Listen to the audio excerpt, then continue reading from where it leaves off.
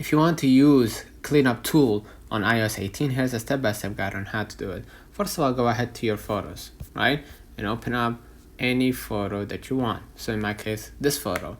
So now what I'm gonna do, I'm gonna just click next to the I button right here, the kind of measurement button, right? So I'm gonna click on it, and here I'm gonna see how I can edit my photo. So if you use an iPhone 15 or 16, you're gonna be able to have access to that feature. Next to the crop, you're gonna see cleanup button. You're gonna click the cleanup button, and you're gonna be able to clean the part that you don't want in the photo, right? And that part will be deleted automatically from iPhone using AI. So basically, after you're done, what you're gonna do, just go ahead and click done at the top right, and you're gonna save the changes in your photos. So let me know in the comments if this video helped you. Don't forget to like and subscribe, and thank you for watching.